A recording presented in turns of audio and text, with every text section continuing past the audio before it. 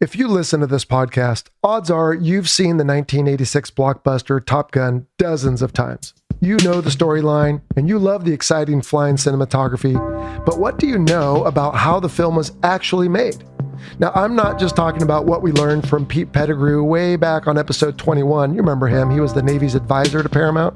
I'm talking about the boots-on-the-ground lieutenants who arranged the actual flying sequences, improvised the in-flight dialogue after filming, and, for that matter, helped the movie makers come up with a storyline that we all know and love, but did not necessarily start out that way. So anyway, we get in there, and here's these civilians, I don't know who they are, and they have these little 8.5 by 11 things they call treatments. They give us a little brief like, hey, we're going to make this movie about this and such and such. And so they give us this thing to read, and it's 30 seconds. You can hear people laughing out loud. They're snickering. It's like, that's the kind of stuff that's coming out. And these people are shocked. I mean, they're used to people kissing the ring, right? And we're like, no, this is ridiculous. Well, to give you an idea, in the original script, Kelly McGillis was a waitress at a Bonanza Steakhouse and an aerobics instructor. Right.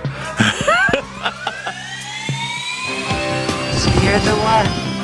This is your idea of fun, man. Just want to serve my country, be the best fighter pilot in the Navy. Sir, I'd like to bust your butt, but I can't. I got another problem here. Yes, sir. Strap in for the Fighter Pilot Podcast, the internet radio show that explores the fascinating world of air combat, the aircraft, the weapon systems, and most importantly, the people. Now, here's your host, retired U.S. Navy fighter pilot, Vincent Aiello. You two characters are going to Top Gun. Hello and welcome to the show. I am your host, Jello, and yes, we have a really exciting discussion coming up with a couple gentlemen who were lieutenants back in the 80s, helping Paramount come up with what we all know and love.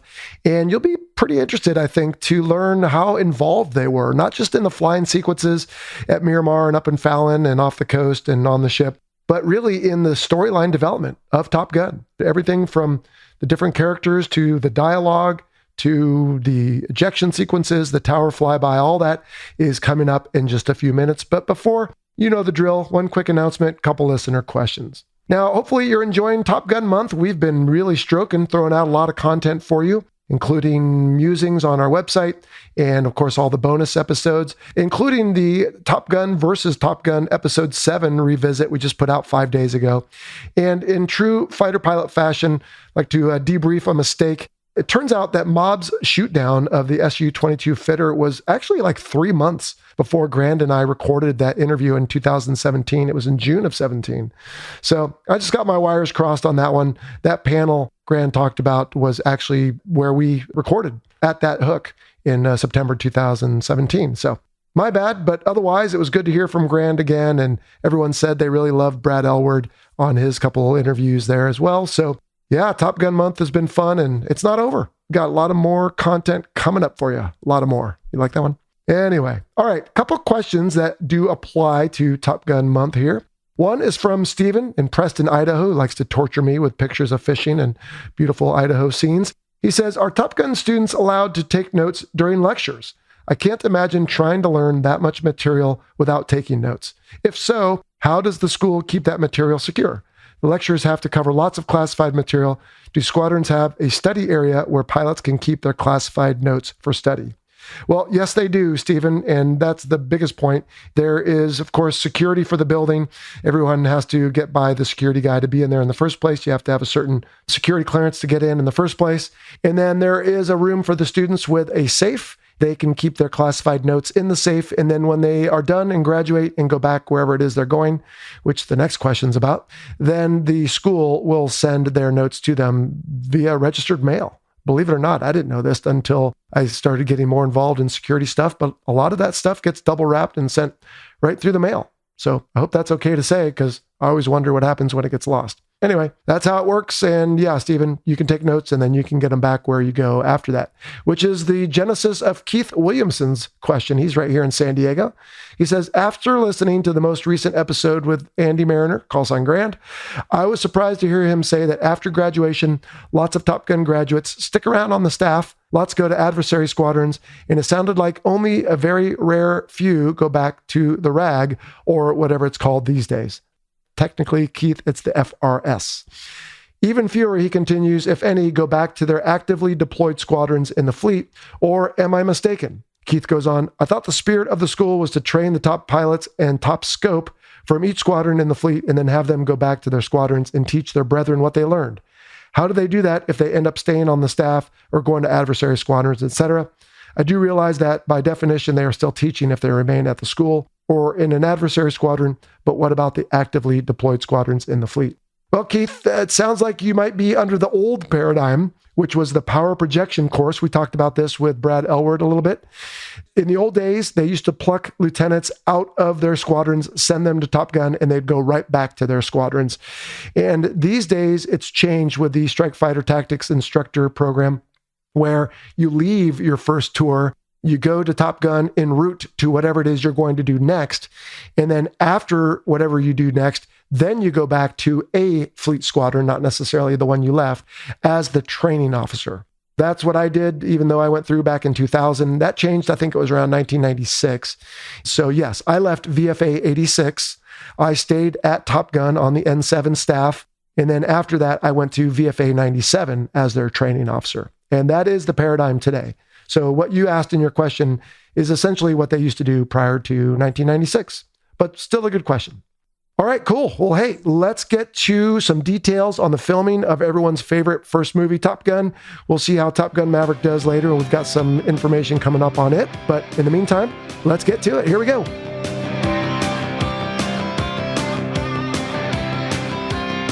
All right, I am excited today because not only am I back in the studio, but I'm here with two gentlemen who were personally involved in the filming of the 1986 Top Gun. First up, I've got former Lieutenant of the Navy John Semcken, call sign Smegs, and I've also got Commander Jim Ray Jambo, who is retired from the United States Navy Reserve. Gentlemen, welcome. Hey, Good thanks. to be here. Great Thanks to for be here, having Joel. us. Yeah. Awesome. Well, I'm excited about this because we've been working on this for a couple weeks to get here today. And in-studio interviews are always so much more fun because we've got refreshments, we've got each other, and we can have a little bantering. So Great setup and here. you guys obviously have some history, so this will be good. Cool. I tell you what, before we get into your involvement in the filming and the movie, and we're even going to talk a little bit at the end about what you see coming with the sequel, let's get to know you gentlemen both. So how about Jambo? I'll start with you. Tell us where you're from, where you went to school, and some military career highlights, and maybe what you're doing now. Sure. Well, I'm one of the rare natives of California. So I was born in San Diego. My dad was in the aerospace business. Back when California had aerospace. Had aerospace. But at a pretty young age, that took us out to Colorado. I went to high school there, University of Colorado, graduated, came in the Navy through the AVROC program. Yeah. I think you're familiar. So if you're not familiar, if you're listening, it's basically a commissioning source. The military uses service academies and then officer candidate school, basically. Or ROTC. So once I got my commission, I went to flight training down in Beeville, Texas, flew the T2, the A4. My first choice actually was to go fly F-8s, but they said they don't have guns in them, only cameras. So I said, okay, forget that. Came out to Miramar in, I think it was 79. Went through the RAG. It took about a year or so. Yeah. My first squadron, VF-213. I went to Top Gun as a student between my first and second cruise, which is kind of a standard blueprint. Finished up my second cruise. I must have fooled enough people because I ended up getting orders to the school via the safety school up in Monterey, which... Yeah, it's like, I guess I'll say it. We can cut it if we need to, but it's kind of like having some disease in your health record. You don't want people to know about it, right? It's like, oh, you're a safety officer. It's like, oh, man. So that added a couple extra months to my tour. But I always like to joke that I'm a slow learner, but I was at Top Gun for, 41 months. Wow. It was a long tour. But obviously one of the highlights, the highlight of my naval career. When I left Top Gun, I thrashed around a little bit in the civilian world, finally got picked up by an airline. Maybe about a year or so out of the cockpit. Then I got picked up in the reserves, flew the F-14 in the reserves, left there, got picked up by a VFC squadron, and then commandered out because they were moving up to Fallon and finished my time basically in a drill status and retired as a commander. Okay. Yeah. Fantastic. So you said F-8s, RF-8s, you didn't want them. What did you go to instead? I don't know if you said it and I missed Tomcats. it. Okay. For some reason, I was thinking maybe F-4s. But. Yeah. What I left out there at the end was, you may have the same experience, but I learned in the airline business, when you get a paycheck, you run to cash it, and you never get rid of a uniform. the company's probably going to change 3 or 4 times, which it did. So I was a PSA guy, and then U.S. Air, and finally at the end was American. Yeah, at the end. So good as that. Anyway. Well, I just went over my 5-year anniversary recently, and I haven't had to switch uniforms yet, thank goodness. Yet. But yeah. All right, Smegs, over to you. Same story there. I grew up in Long Island, New York. I used to talk like this, and I had to stop because people thought I was stupid, right? So my family moved during my senior year in high school to Illinois, or as I said then, Illinois. And then I got an appointment to the Naval Academy. I went to the Navy. I was an aerospace engineering major there. Obviously wanted to be a pilot. I went to Pensacola after graduation. I went to Beeville, Texas, and VT 26, and I was in VT 24. You were probably 25. So I flew T2s and A4s, and then went through the whole selection process like you do. And because I was an aero major at Navy, I never missed a question in flight school. You know, I was in the little group that we grew up, that we graduated. I was the highest grade point average of all the guys who graduated. So, and they said, okay, list your things. You know, where do you want to go? West Coast, East Coast, airplanes. You know, well, in those days you had F8s, F4s, and F14s still, but you know, not much. So I put F14s East, F14s West, F14s East, F4s West, F4s East, F8s West, F8s East, A6s East, because I was married to a girl in the Navy, and she could only be in San Diego or Norfolk. So those were my only choices, right? So of course I got A6s East. You know, my last choice. I go, and then one of the surgrads, I don't know if you had them, you know, students who plow back as an instructor. We've talked about it on the show. Right. And so the only reason guys would do that is you plow back because you get guaranteed your first selection. Okay. So he had F-14s West. And the night before I was leaving to go to Norfolk, his wife had a baby and he couldn't take in the only slot. So they had to pick someone to do it. They picked me, and I went from A6s East to F-14s West, which was my first choice. Wow. So I ended up flying F-14s. The biggest distinction of my naval career is I was the assistant LSO under Jambo. And you don't know, Jambo is, you know, it's Swahili for hello, you know, but we heard his name a lot when we were in Mombasa. But we were in VF 213 together. I went to Miramar in 80, and my first was VF 213. And then after my first tour of duty, I went through Top Gun. I graduated Top Gun in 83. You know, and then I was on the Admiral's staff, and they said, we need somebody to be the advisor for this movie they're going to make about Top Gun. How many of you guys went to Top Gun? And there was 3 or 4 guys on the staff. We had our hands up. He says, okay, we need one of you guys to volunteer to be the advisor. Boom, all 4 hands went down. And he goes, okay, Semcken, you're the junior guy.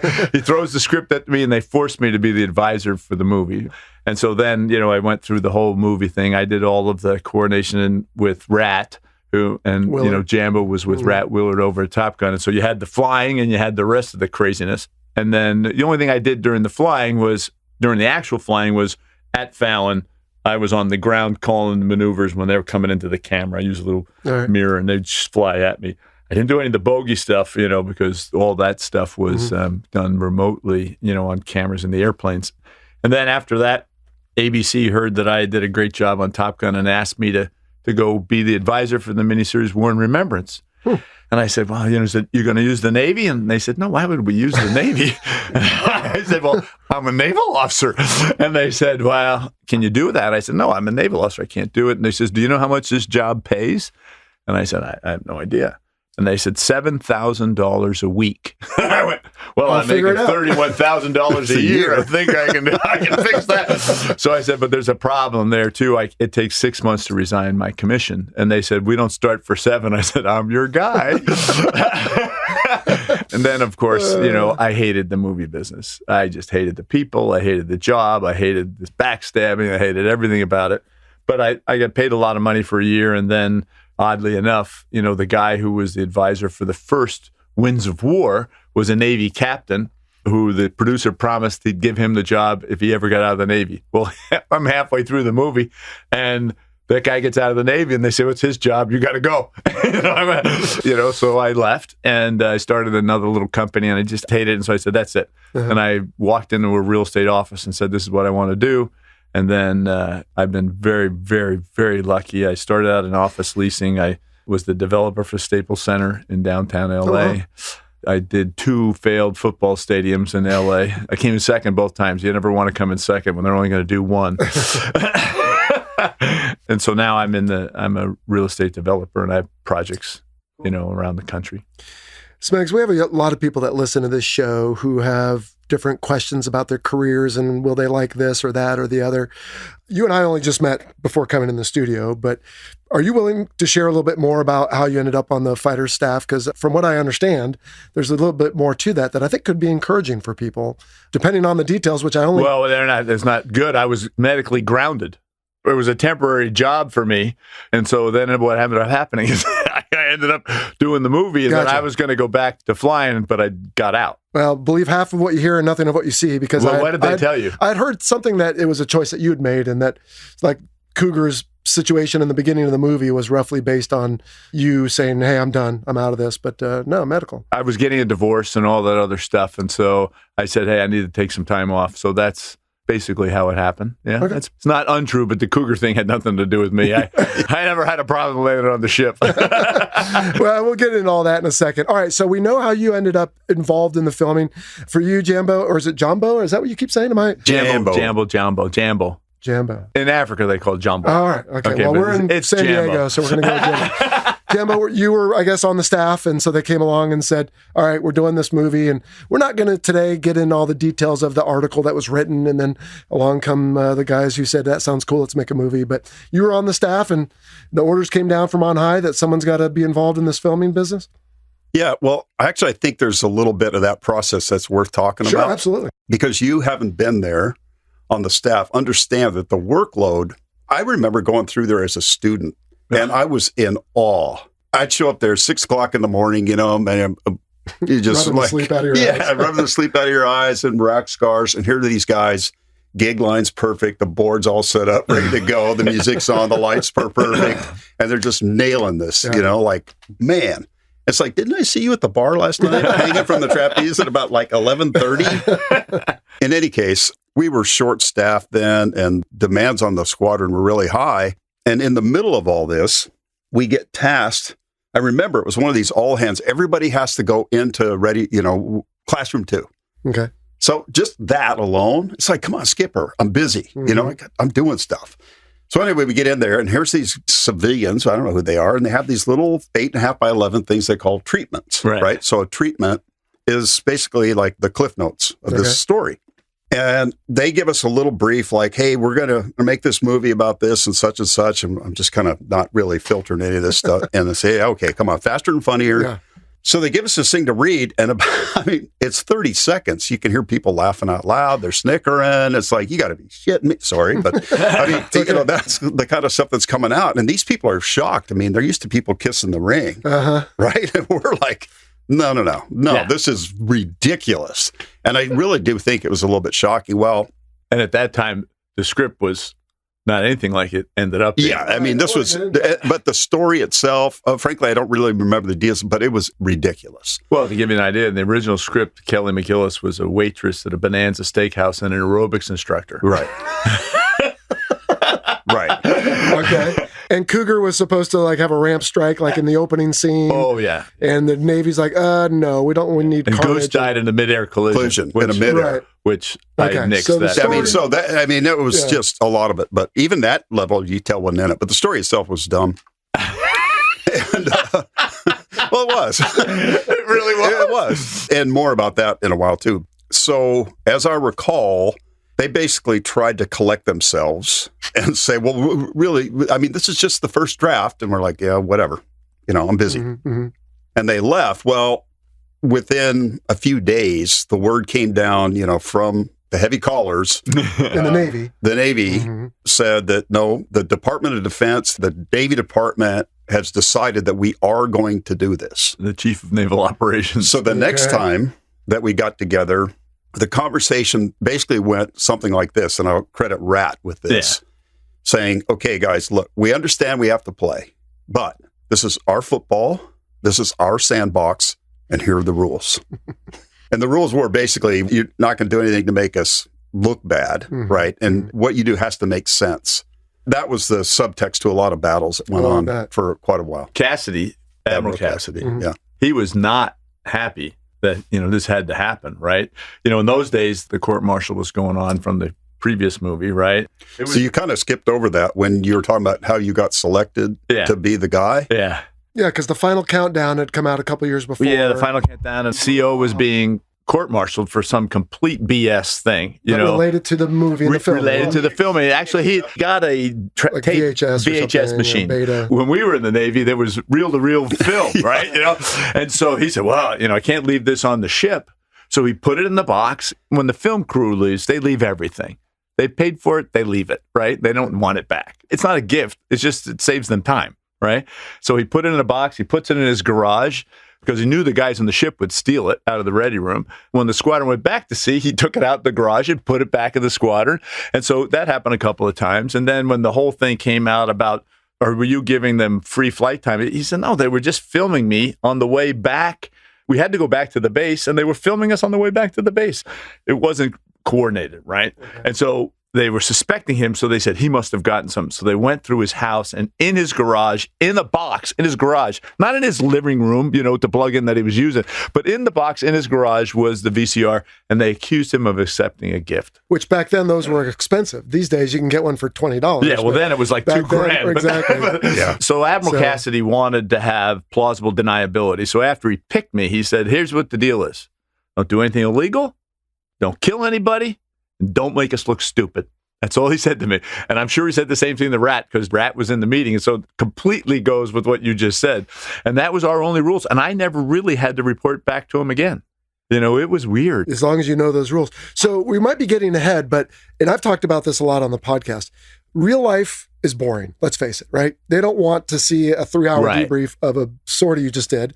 On the other hand, if you want to make it compelling, you have to take some liberties. So I'm guessing there was a lot of back and forth or food fights or whatever you want to call it. But at some point, you've got to make it interesting or no one will show up to watch it. Yeah, well, at one point, and I wish I should have referenced my buddy Greg Dishart Hollywood, the real Hollywood, but we were reminiscing about a specific time in which we cornered Jerry Bruckheimer and Don Simpson, I do believe, up in the passageway with just a head of steam with all these things, like you were talking about, reality versus what they're trying to pitch.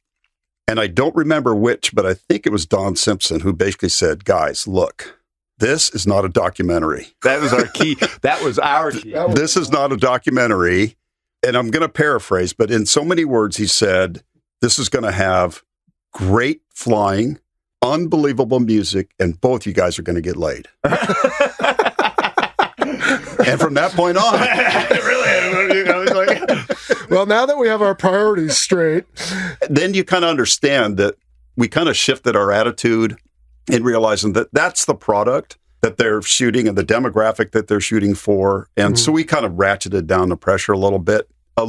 Yeah. John has some really good insight into some of the stuff that happened kind of post-production or very close to that in my mind made the movie come together, because without it, it would have been a disaster. And we'll get to that for sure. But the thing was, what Jambo and Rat and those guys did for the flying stuff, it's a Top Gun curriculum. First flight's 1v1, 2v2. Then they threw in a little bit, Maverick has to be a Maverick, right? He breaks the hard deck and he goes blah, blah, blah. And then it's the dogfight scenes. It's very simple. And so Top Gun scripted out every flight. Okay, now, of course, they were a lot closer than we would, the missile wouldn't even arm before it would hit, but they had to be in the same airspace for the camera, right?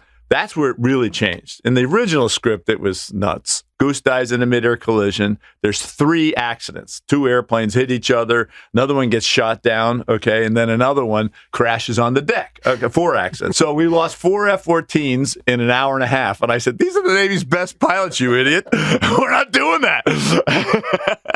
Well, so clearly there were some liberties on their part. You had to kind of push the I believe button a little bit, but it was a give and take. And ultimately, like you said, from that first meeting to what we all saw in May 1986 was quite a change.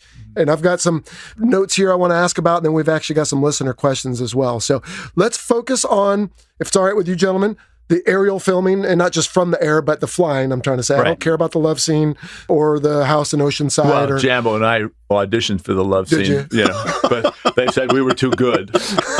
Moving on. This is why I didn't want to talk about that. To set the stage. So filming. I mean, obviously Miramar features heavily.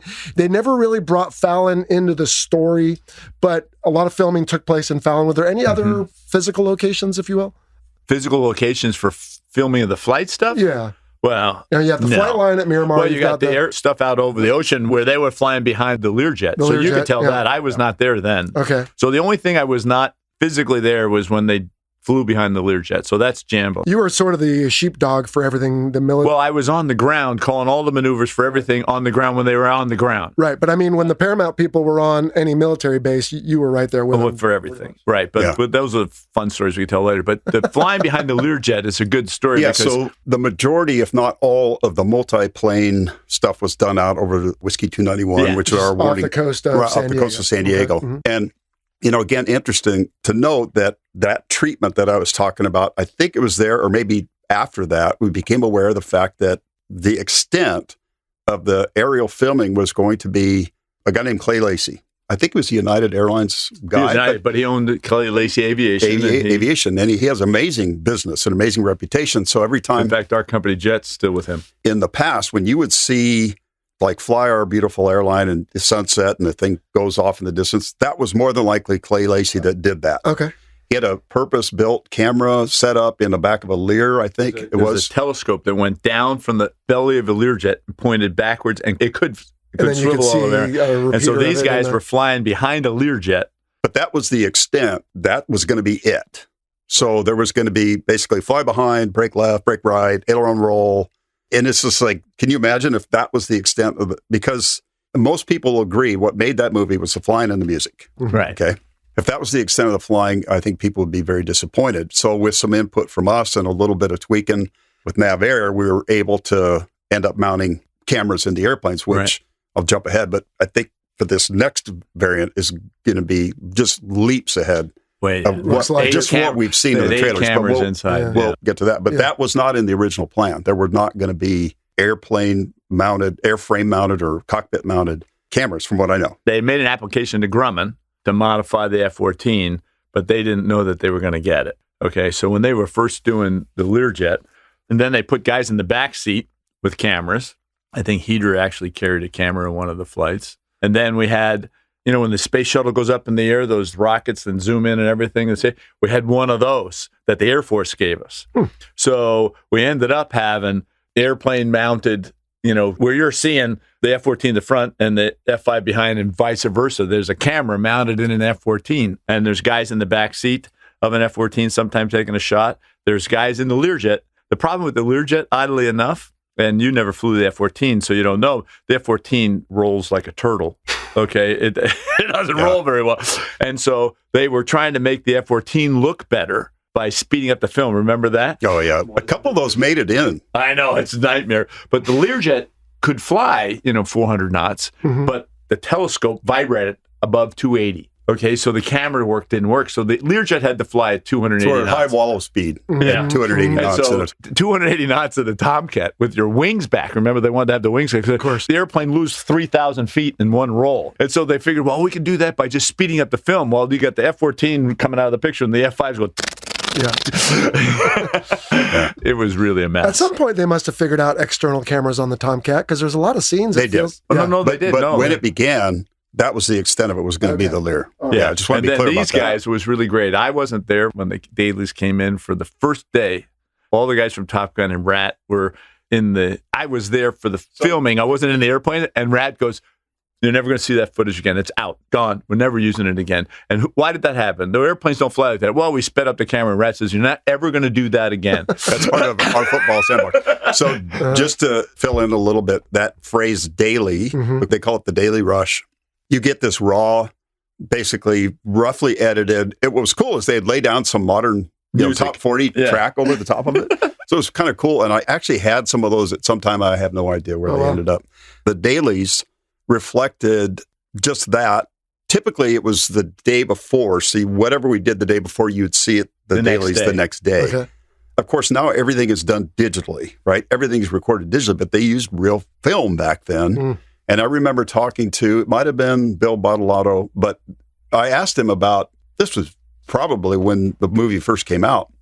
I said, did you guys get enough film for maybe some add-on or maybe some spin-off, whatever? He says, Jambo, we have 200,000 feet of film. Yeah. You've seen a lot of stuff from Top Gun in television shows that Paramount did. that movie about the Navy Jag, the Jag. Yeah. The footage there's all from outtakes from. I don't know a lot about cinematography, but 200,000 feet sounds like a lot. Like a lot. Well, we got 16 frames a second, but the frames are only an inch. But it was a lot of film. Yeah. So we talked about Miramar and Fallon and Out Over the Ocean. What about on the Enterprise? Were either of you involved with that? Or was that Well, like a whole different Did you talk unit? about Fallon? We didn't talk about Fallon yet. No. Well, but Fallon is the best part of what, because Fallon was the stuff where you really saw the guys flying. They went out on a helicopter and found a place, right? I don't even remember the operating area that it was, but we're on a mesa, and all around us, the land was lower or were caverns going down into... It was outside of Bravo 20. Right, so down into the desert bottom. So we're 2,500 feet above the desert bottom. So the airplanes could fly right at us or come from behind us and do a maneuver and do that and still have plenty of room. Or they fly around us, okay? And that's, you see the scenes where there's an A4 chasing an F-14, and they're literally below us. And then there's a couple times, if you have the DVD of the movie, and you go frame by frame, and it looks like they went behind, and that's where Goose says, watch out for the mountain, and it looks like he went right behind a rock. It's not. It's a cameraman. Okay? And it goes so fast, you can't, it's 16 frames a second, so you get 1/16 of them, and so they literally, it was a cameraman, and the thing was following the airplanes, and so they literally flew behind it, and it was so unbelievable. We all know how fun it is to fly the airplanes, but to sit on the ground, I was a little bit jealous, by the way, I'm saying, but to sit on the ground was unbelievable. And then a couple of the scenes when they're coming, that's the scene, one of the pilots was sent home, but the theme of all of us was it wasn't a documentary. From that day on, it's not a documentary. As long as you could do it, okay, and it wasn't illegal, we were going to do it, right? But fly by the tower without permission, never going to happen. You never fly again, right? But so airplane's coming right at us. I'm on top of the hill. Tony wanted to see the airplane roll. I go, okay. So they told the camera, said, when he rolls, he's going to have to pull his nose up a little bit to end up straight coming at you, okay, because the airplane doesn't roll very well. And they said, so when he pulls up, you're going to slowly pull the camera up, because when he does that, you don't want to jerk the camera up, because you're going to have to do that to follow him. And Rat had briefed everybody. He says, you're going to be coming right at Smegs. He's going to call it. When the camera's ready for you to go, he's going to call roll. And so these guys are coming right at me. And I'd say, okay, roll. And the airplane roll, and the airplane would dip down and come back up. And then we're all ready to go. And Tony would say, action. I'd say, roll. Okay, and they're still coming at me. They're a little bit of ways, and the camera's, getting the close-up. On one of the scenes, and only one, the pilot rolled without me calling him, because he shouldn't have, because he was really close. And he thought he was not that bad. And he rolled, and the airplane went down. We're up here. He's coming at us. And I'm saying, everybody, hit the deck, okay? And I yelled at him like I was an LSO, power, power, power, pull, power! And he went to full afterburner and pulled up, and I don't want to exaggerate. He was close enough that he blew all the cameras over, all the camera equipment off the cliff, okay, and knocked us all over. Wow. So you pick how close he was. He was really freaking close. And so we took him back, and Rat sent him, you're going home, okay, because he just was trying to be, can you imagine? Had he crashed that airplane, there would never have been a Top Gun. Oh, gosh, yeah. And Rat would never have been an admiral. It would have broke one of the three rules you talked about. It would have broke two, at least, of the three rules. So a lot of Fallon stuff as well. We don't necessarily have to get into the storyline now, as far as they're down there from the sake of the movie, the final product of it, rooting around, looks to me, between rocks, and all of a sudden they go ballistic, and then, he's going to break the hard deck. Well, just 30 seconds ago, you guys were down at 100 feet. But yeah. He's heading out to sea in a flat spin. Yeah, exactly. Okay, so the problem was we filmed over the water, right? But that's not why they said that. What happened is they're being rescued in a raft in the water. That was added at the very end, and it shouldn't have been.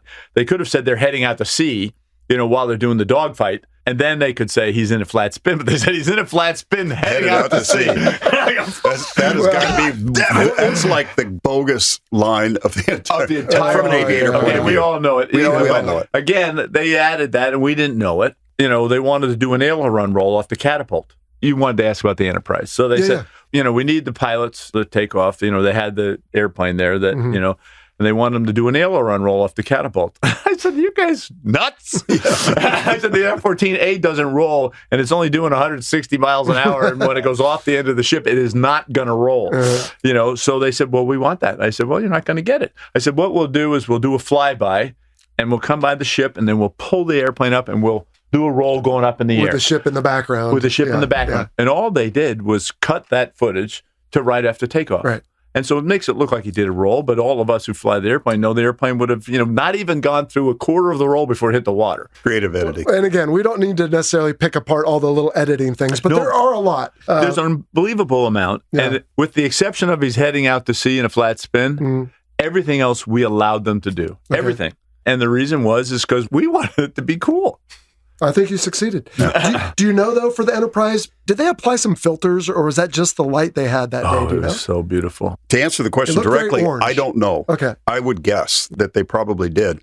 But one of the signatures of a Tony Scott movie is lighting.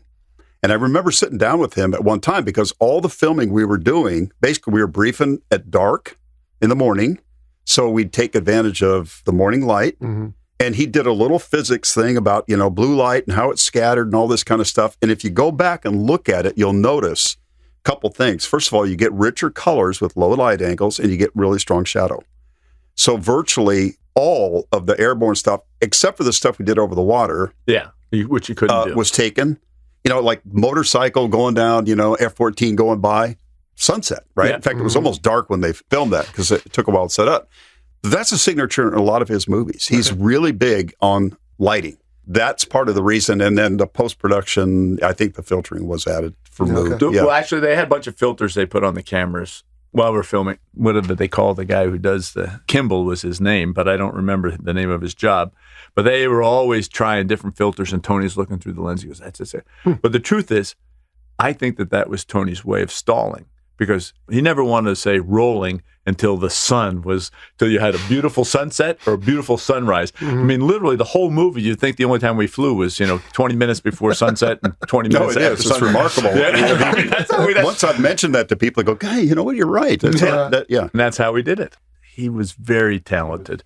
He was a complete pain in the ass, okay? He got everything he wanted that we allowed him, okay, but he fought us all the way to the end.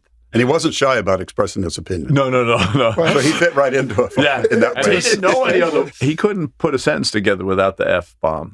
He couldn't. It was impossible. I learned a couple of creative ways to use it. Yeah. Exactly. Oh, yeah. New ways. So that's saying something since you were in the Navy yourself. Yeah. Okay. Yeah, and to that point, right, in the opening scene of the movie, after the flight deck scene, you have them out there meeting the MiG-28s, and then a little bit later they're landing, and it looks like a Case 3, night landing. Exactly. Just about. And you've just addressed this on other venues you've been on talking about the filming. We can link to some of those that you did for that Facebook group a year or two ago. But part of the problem you had out over the water, Jambo, was you guys would do a pass, and the camera, just because of the limitations of a camera, hey, that's what we do in real life, but man, that thing is a speck. It's way too far away, so you got to get them closer and closer and closer.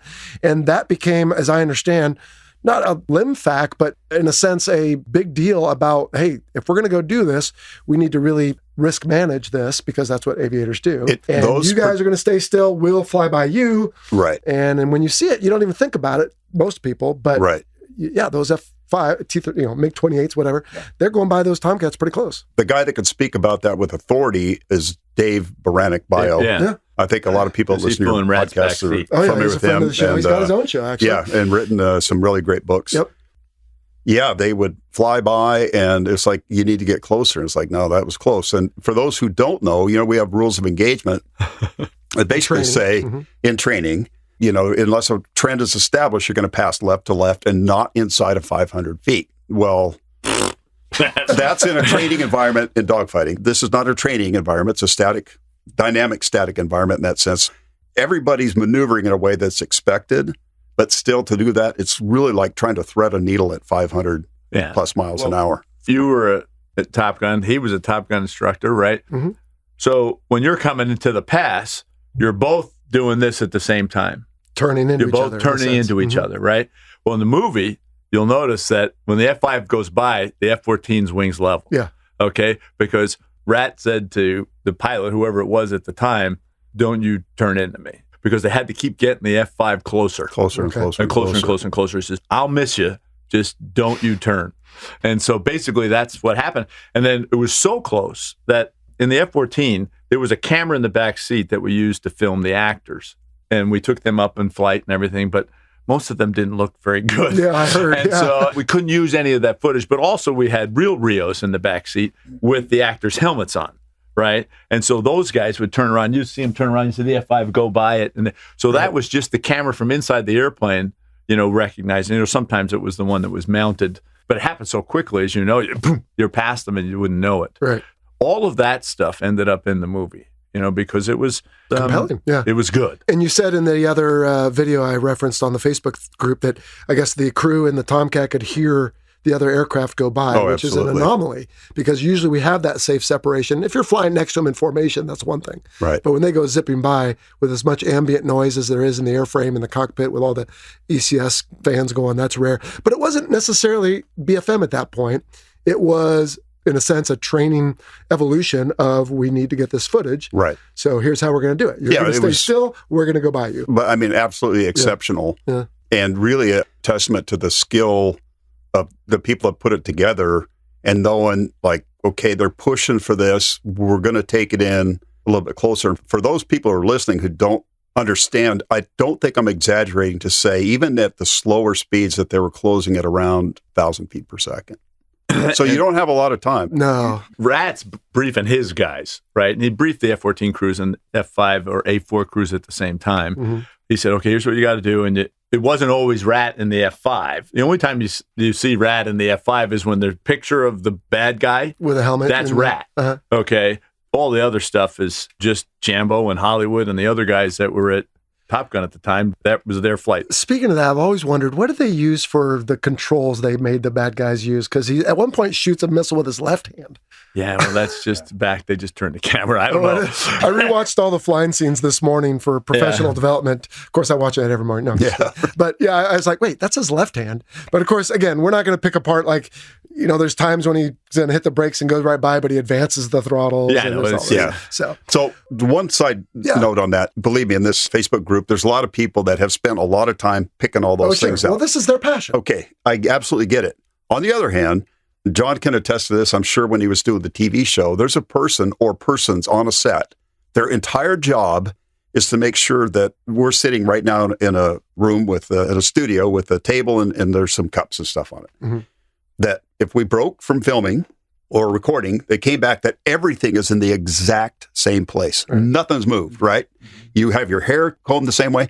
So they do the same thing. So it's kind of funny that they did miss, but those were really gross errors. One thing in particular I thought was pretty funny was Bio talks about when he was flying out over the water, they told the guys, helmet, mask, visor down, and gloves on. Mm-hmm. Are you familiar with this? I know where you're going, yeah, but it's good. So he decided, well, I'm going to take my gloves off so that when the movie comes out, somebody comes by, and if there's a guy back there with his gloves off, I'll know it's me.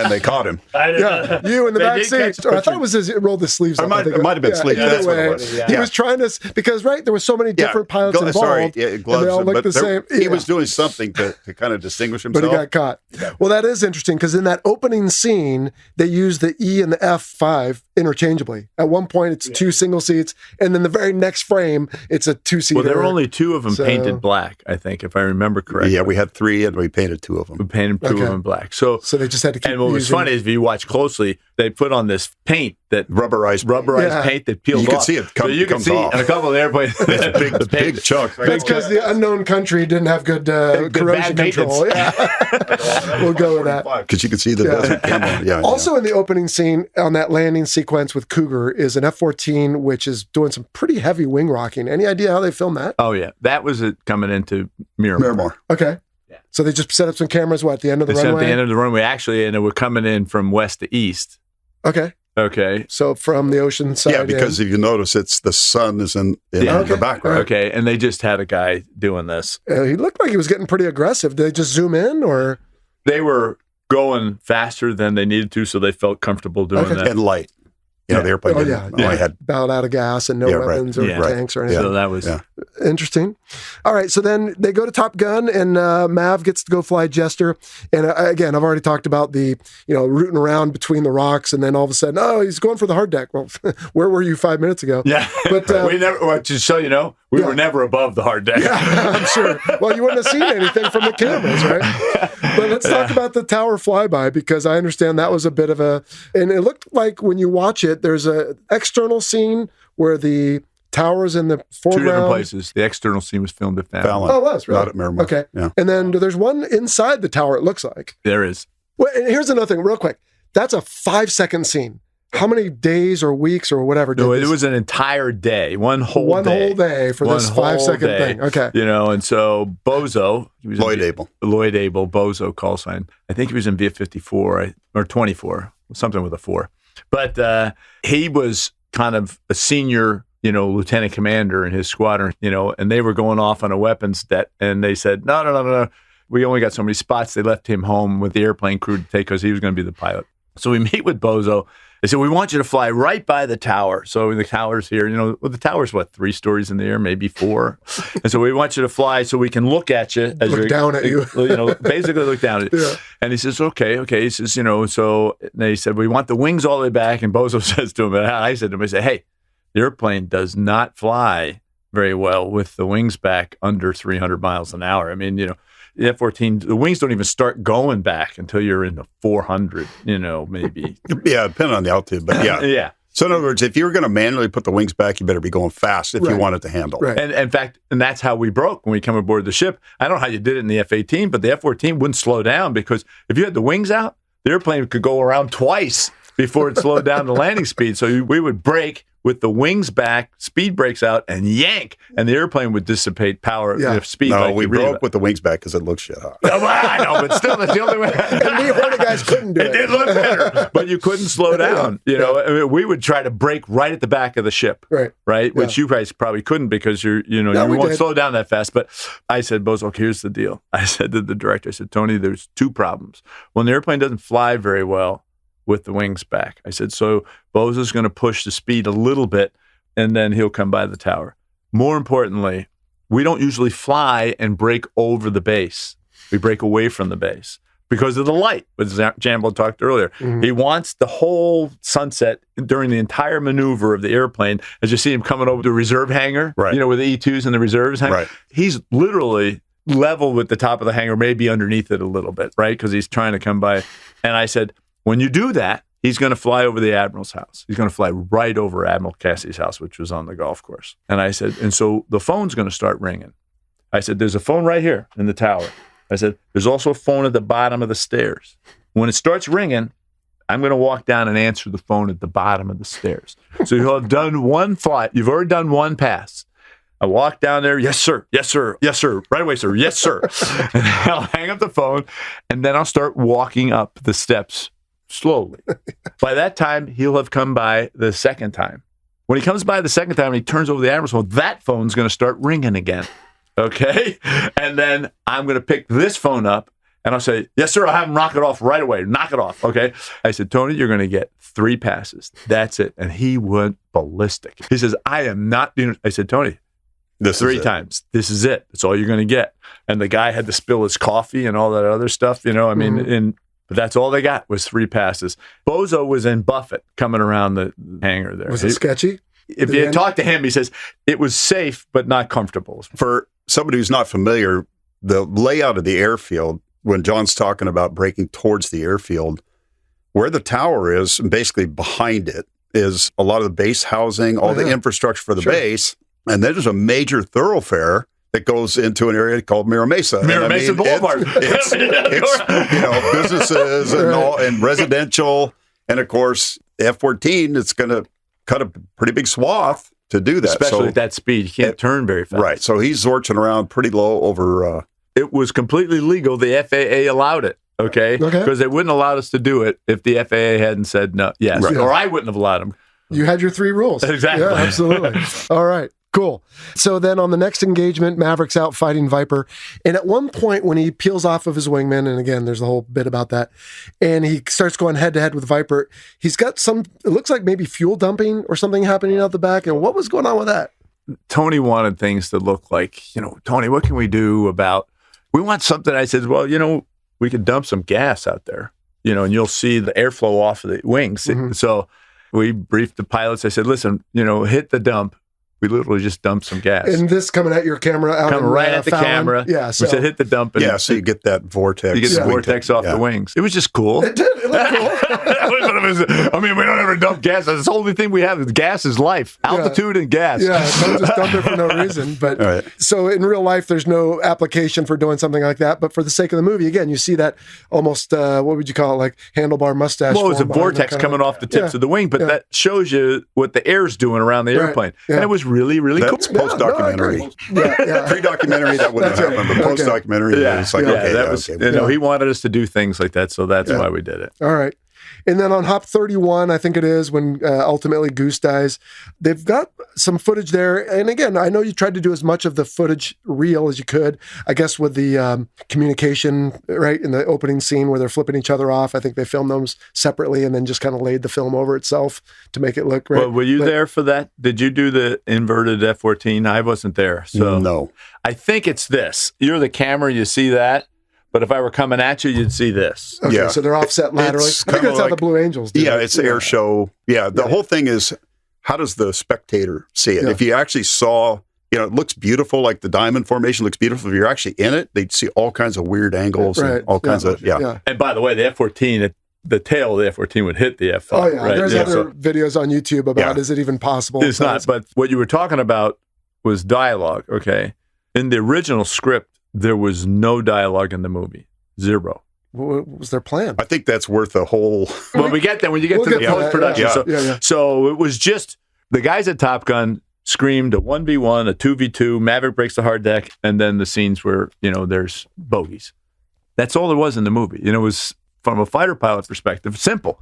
And then Tony was a television commercial guy. This was his first kind of big movie. He was very visual. In fact, he got the job because he was filming a Saab commercial where a Swedish jet takes off over the top of a Saab. But the whole thing about how it was all comes together was just, it was going to be a music video. Dogfighting to music. Yeah. When we saw the dailies, that's exactly what it was. Yeah. We're watching the dailies. It looks really cool, but we know what we're doing. Well, it's a music video with an annoying story in the back. Exactly. So when it came time to film this flat spin, are they just stitching together angles they're getting from different, what's the magic of making the F-14 look like? At some point, it's just doing aileron well, rolls, that's the sad part with Art Scholl, actually. That's on my list to ask about, too. Well, so all that was models.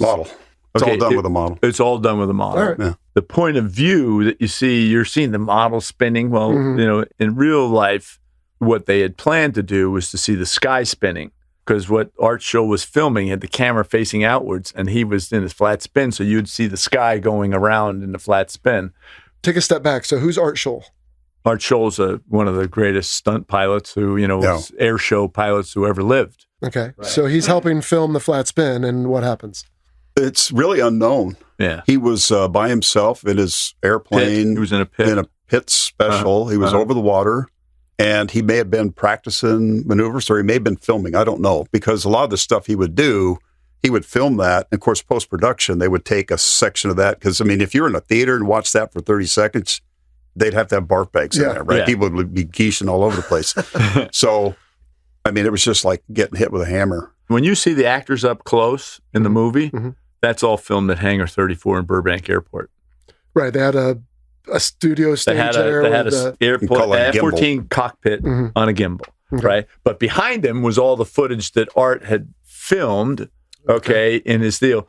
But the footage that they were doing the day he died was the flat spin footage. Okay. And he took that with him, and that's why you never see that footage. To Paramount's credit, and they didn't want to hire somebody else to do it. And so the movie would have been even better, had he not crashed. But of course, something happened. A lot of people think something happened inside the airplane because he had done several of them. And on the third, I wasn't there that day, but on the third try, he wasn't able to recover. Yeah. Was he out by himself? Yes. He didn't have a chase plane or something? No, he had a chase plane filming him, but because they're filming him doing, but it really, what he was really filming was the point of view of the pilot. Right. during a flat spin. Right. I just didn't know if he had a wingman out there. Yeah. Okay. He did. Sorry. And the whole thing about the flat spin came in because in the original script, Goose died in a midair collision. It's like, no. I said, whoa, okay. I said, this airplane's going 600 miles an hour. It hits this airplane. Everything comes apart and everybody dies. And they said, but if Cruise were to live, he still's never going to fly again because he hit another airplane. Unless he got hit, maybe. And so Tony says to me, he says, I don't give a shit, Smegs. He dies, he lives, it's not his fault, with a couple of F-bombs in between. That is pretty much how the dialogue went. Well, hey, and he was brilliant, right? And literally, He I got don't know what he if wanted. you've probably never seen it because you didn't fly the F-14, but when we were flying originally the F-14, it hadn't started flat spinning yet. The engines were not great in the A. If we see a guy out here, we can't get to him, we may pull the other way and purposely depart the airplane so it flips and goes, Goes the way you want. Okay, but if you departed the airplane and lost an engine at the same time, right into a flat spin. Yeah, pretty quickly. And so, because when the guys died, nobody could figure out what it was. So they had two guys at Pax River who purposefully put the airplane into a stall and then shut down an engine. Wow. And forced it into a flat spin. And we all saw these movies. They're talking like test pilots talk, right? Mm-hmm. Okay, passing 30,000 very feet, sterile. spinning over there, G-force increasing, everything, okay, so stick forward, right rudder, stick forward, left rudder, No, that's stick not back, working. right rudder. That, nothing's working. This airplane, we can't change it. They're just matter-of-factly talking as the airplane's passing 24,000 feet. And then you hear from the ground, and they say, well, recover. He says, we can't recover. They said, okay, eject. And then the next thing you hear from the cockpit is that the G-forces pulled us forward. We can't lift our arms to grab the ejection handle. And we're sitting on top of the one. We can't eject. We can't get to the handle. And so they're riding the airplane down. And the whole thing sees them talking. They're talking all the way down. And then the Rio, because the spins happen somewhere just forward of the tail. So the pilot has the most centrifugal force. And the Rio's a little bit less. He's 4 feet behind the pilot, but a little bit less. And then we get about below 10,000 feet, the airplane starts to wobble a little bit. So the G-force is now braking. The Rio was able to push himself back and grab the handle and pull. Well, the F-14's canopy, you didn't go through it. It didn't blow off. It just lifted up. The front lifted up. That's how it worked. And then the wind stream pulled the canopy away. In theory, right? Right? Well, no, that's how it worked. But if you're dropping out of the sky, it's not going anywhere. It's not going anywhere, right? So if you're spinning in the left, the Rio dies. If you're spinning right, the pilot dies. Okay? Because spinning left, the Rio goes out to the right, and a half a second later, the pilot goes out, the Rio hit his head on the canopy. So that's one of the things that people think is the most bullshit. Now, it's not following procedure. Okay? Procedure was, after that happened, jettison the canopy and then clear. But, They did have, I think, an impact, and the Rio broke his leg, I think, or something, right? Where the Rio did get hurt. Okay. I had thought he died, but he hit his head on the canopy. Yeah, shoulder, leg, something. Right. Okay. But they both got out. They both got So they adapted this to the movie. They thought, okay, fine. We're going to put him in a flat spin. Right. And Goose is going to hit the canopy. How about the actual filming? And again, I just watched it this morning. You see some little pyrotechnics. I mean, it looks like a pop instead of what we all know as an ejection seat burning and pretty aggressively. But so that was filmed, where the Hollywood sign is in Hollywood. Yeah. So there was a little hill up there. We had the same F-14 model, basically mock-up that we put on the gimbal. Later in the day, we went out because if you're in a hangar, you don't need to worry about sunset. So we did all the gimbal, the close-up stuff during the day. They quick took the thing because this was going to be 1 or 2 takes because it's done. It's not going to work. So because they put the cockpit, on the ground, okay, and they had like a pyrotechnic cannon underneath the F-14 seat, and then they lifted the canopy up with a crane, and then they hit fire in the hole.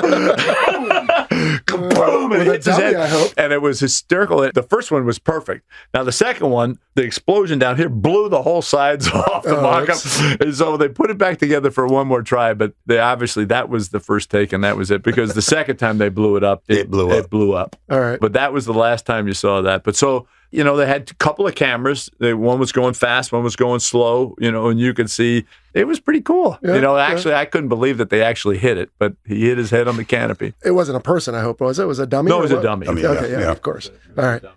And then how did they do you got people falling down in parachutes and in the water. I'm guessing they just threw them in the bay here somewhere controlled, but did they go put someone on like a DWAS like we all did? Oddly enough, I'll tell you that No, that was actually... That was the Coast Guard who did that. Well, the Coast Guard had the helicopter. Did the pickup. So they did all the... They did the whole thing with the Coast Guard. Okay. They had a couple of Navy SEALs that they had that they Rescue paid swimmers. rescue swimmers. yeah. Right. There were nearly 3 deaths in the movie. The first time, the first time Art Scholl died. Yeah. The second time, the pilot who almost hit the mountain, we could have killed 20 people. Oof. Okay. And then Tom Cruise almost died because what did they tell us? If we have to eject, I never had to eject. Did you ever have to? And you never did. Okay. But Bio did. Yeah. Okay. Mm-hmm. And so Bio's ejected because he landed on the ship and the hook broke or the wire separated, one or the other, and the airplane slowed down and then went off the angle deck.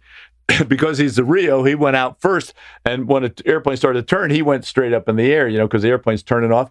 His skipper, who was flying... Was a skipper. He skipped across the water like a stone. Yikes. Okay? And he was completely fine. He got to the end and he rolled out. Well, Bio's a junior little, ensign, or maybe JG, I don't know. He's floating down in the water, and what do they tell you if you're floating? As soon as your feet hit the water, release and get rid of your parachute. Well, Bio didn't. So Bio was just covered in the strings and everything. And what happens when the water fills up in the parachute? It takes you down. Well, Cruise, these guys, Coast Guard guys, they don't know. They didn't have any of us there. We didn't know. None of us were there.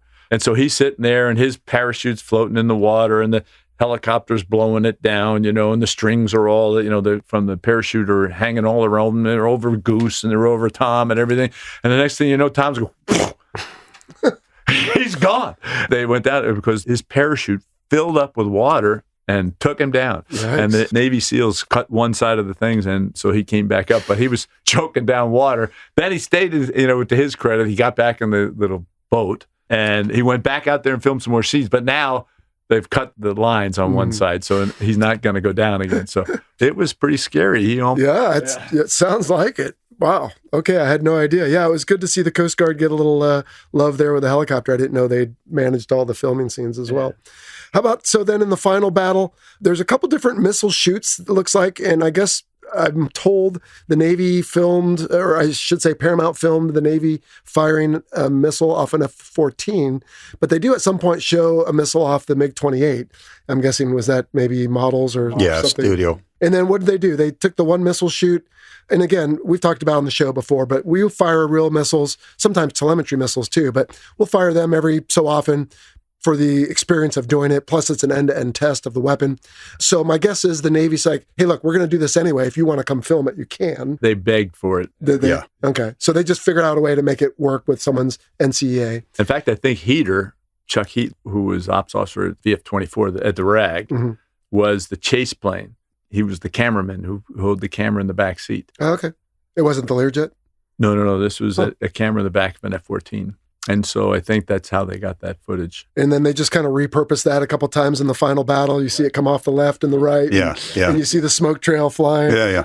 Yeah. You just flip it one way, flip it the other way. That's right. Plus, it's like one potato too, and it's gone. So that's how that all. So models as well for when, who is it? Hollywood and Wolfman get hit and they're spinning and breaking that's apart. all Obviously. Special effects, yeah. Okay. How about there's a scene where Maverick's supersonic, be there in 30 seconds. Again, great one-liners in this movie. But there's a scene where there's like 2 F-5s, the Tomcat, and then 2 more F-5s, and they're all doing this daisy chain roll. That's Jambo's favorite. What is going on there? That looks crazy.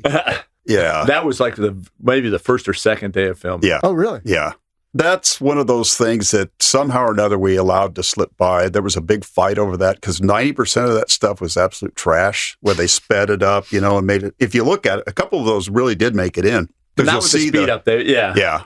That was in that mode where it's like, okay, it's not going to be a documentary. It's a rock music video with airplanes and good music. So we just let that But one when slide. you think about it, the F-14's not rolling. You got the 2 F-5s in trail.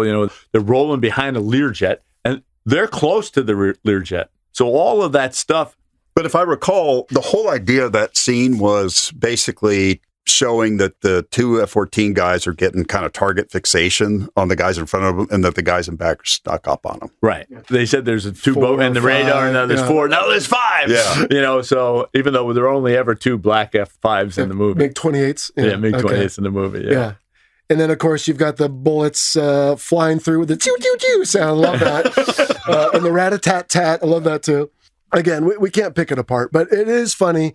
You know, when I watched it, I was 16 years old when it came out, and I, of course, was in love with it. Now, for the record, I did want to do this already before, and that just put it in overdrive. Right. But even then, I remember thinking, gosh, I feel like he's flying formation off those airplanes, let alone trying to get a shot. And again, we've talked about how they need to put everybody real close together. Well, it was in formation. That's what. Yeah. I mean, that's why I looked at it. Everybody thinks, well, they were much closer. Well, we fly in formation closer than that, even, you know, but not when we're maneuvering, right? You know, no, there were a couple scenes. For example, I think it was Tex and I were in A4s. So we're filming. And of course, Fallon, we're up at probably flying at about 8,000 feet, right? We're up there. So not above the ground. Well, the desert floor is 4,000 feet. Yeah. So, but, you know, MSL. The A4 was notorious in that it had aerodynamically operated slats.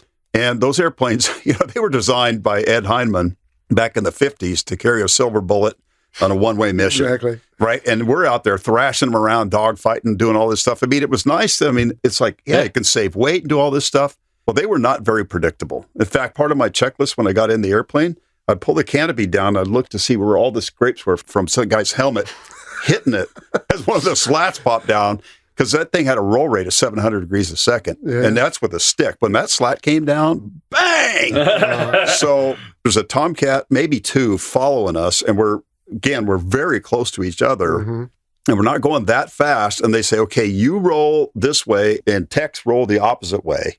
So it's only like one potato like this, but we're, I don't know, maybe 200 feet above the ground. Yeah. And I'm thinking, okay, now is not a good time for one of slats to come out, because we're at that, 280 knot where they can come out, because it was a roll and then a pull. And that's where Maverick leaves his wingman and goes after. Yeah.